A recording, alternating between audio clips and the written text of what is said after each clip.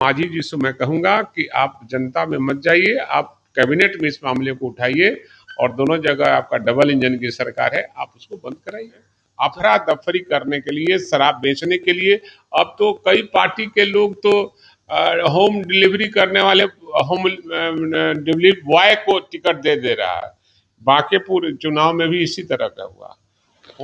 नमस्कार, news for nation देख रहे हैं और मैं हूं आपके साथ रंजन सिंह। बिहार में शराबबंदी कानून को लेकर एक बार फिर से केंद्रीय मंत्री जीतन राम मांझी ने सवाल उठा दिया है और साथ ही साथ बिहार में लगातार इन दिनों आपराधिक घटनाएं चरम सीमा पार कर रही है। जिस तरीके से आए दिन हत्या हो रही है, कई ऐसे सवाल हैं। हमारे साथ राष्ट्रीय जनता दल के वरिष्ठ नेता विधायक भाई वीरेंद्र हैं, उनसे बात करते हैं। क्या कहिएगा, जो शराबबंदी चल रहा है बिहार में, उसको लेकर जीतन राम मांझी ने फिर से सवाल उठाया। सवाल है कि माननीय जीतन राम मांझी जी सरकार में शामिल हैं, बिहार के मुख्यमंत्री भी रहे हैं, अभी डबल इंजन सरकार में वो मंत्री हैं, तो उनको तो कैबिनेट में इस सवाल को रखना चाहिए, आप लोग के माध्यम से नहीं रखना चाहिए।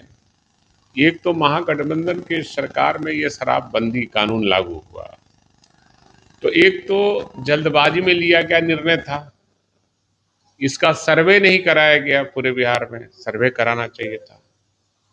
ये केवल कहा गया कि घरेलू हिंसा को रोकने के लिए शराबबंदी कानून को लागू किया, तो आज तो उससे ज़्यादा जो रिपोर्ट आई है उसका तो आया है कि घरेलू हिंसा और ज़्यादा बढ़ गया है, जो कि जो शराब बंद नहीं है, कागज पर केवल बंद है और खुलेआम उससे ज़्यादा शराब का खेप पर खेप आ रहा है।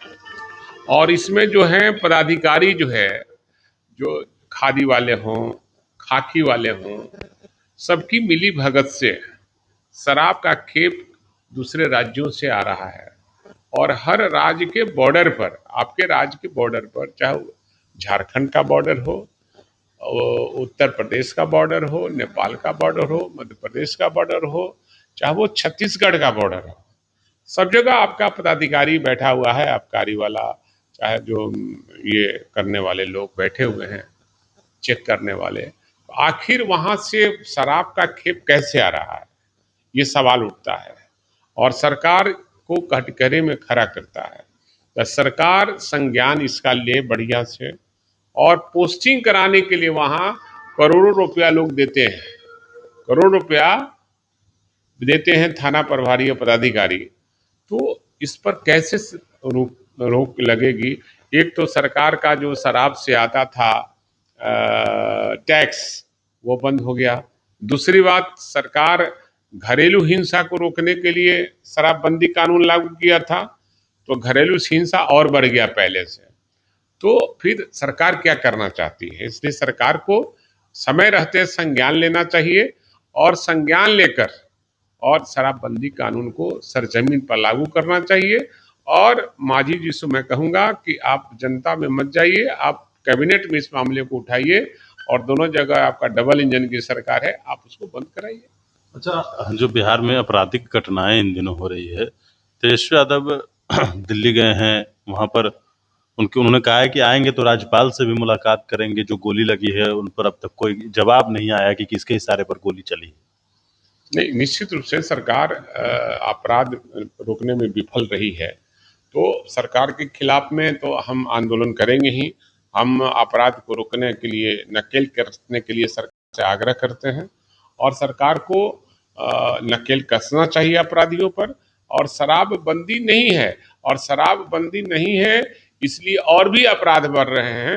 अफरा तफरी करने के लिए, शराब बेचने के लिए अब तो कई पार्टी के लोग तो होम डिलीवरी करने वाले होम डिलीवरी बॉय को टिकट दे दे रहा है। बांकेपुर चुनाव में भी इसी तरह का हुआ, होम डिलीवरी करने वाले को टिकट मिला है। अब किस दल ने दिया ये मैं खुलासा नहीं करूंगा, लेकिन आप जांच का विषय है कि होम डिलीवरी बॉय को टिकट दिया गया है और राष्ट्रीय पार्टी ने टिकट दिया है। तो ऐसे में जब सरकार ही होम डिलीवरी बॉय को टिकट देती है तो सरकार करना क्या चाहती है। चलिए, बिल्कुल हमारे साथ है राष्ट्रीय जनता दल के वरिष्ठ नेता भाई वीरेंद्र थे और आप सुन रहे थे इनकी बातों को। बड़ा बयान दिया है इन्होंने, बड़ा खुलासा किया है कि होम डिलीवरी तो होता ही है, लेकिन एक पार्टी ने होम डिलीवरी बॉय को टिकट भी दिया था। ये सवाल उन्होंने जवाब में बताया है। अब कौन है ये आप अपना आकलन करिए, राष्ट्रीय पार्टी ये बता रहे हैं। मनीष पुर नेशन के साथ नमस्कार।